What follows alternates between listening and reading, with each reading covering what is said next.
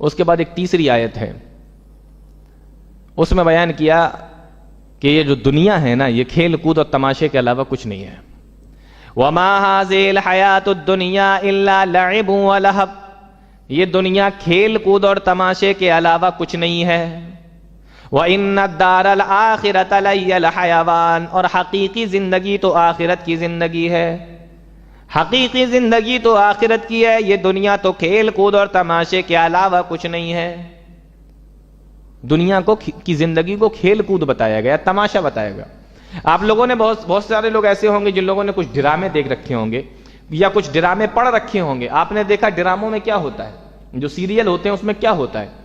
مان لیجئے ایک ڈرامہ ہے، اس میں ایک آدمی کو راجہ بنا دیا گیا، ایک کو اس کا وزیر بنا دیا گیا، ایک کو اس کا فوجی بنا دیا گیا، کسی کو جلاد بنا دیا گیا، کسی کو فوجی، کسی کو اس کی بیوی رانی بنا دیا گیا، کسی کو شہزادہ بنا دیا گیا۔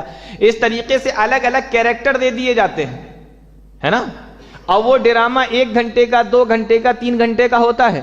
وہ ڈرامہ ختم ہوا، راجہ نے اپنی پوشاک اتار دی، وزیر نے اپنی پوشاک اتار دی، شہزادے نے اپنے کپڑے اتار دیے، اب سب ایک جیسے ہو گئے۔ 2 گھنٹے، 2.5 گھنٹے، 3 گھنٹے کے لیے کوئی راجہ تھا، کوئی وزیر تھا، کوئی بادشاہ تھا، کوئی وزیر تھا، کوئی سپاہی تھا، کوئی جلاد تھا، کوئی رانی تھی، کوئی کچھ تھا، کوئی کچھ تھا۔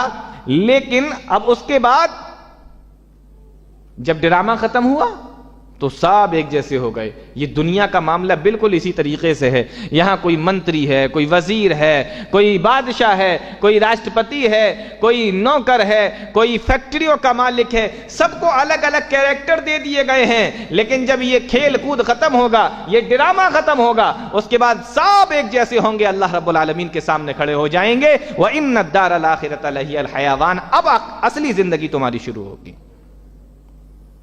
یہ مثال دی گئی ہے دنیا کی، تو یہ اصلی زندگی آخرت کی زندگی ہے۔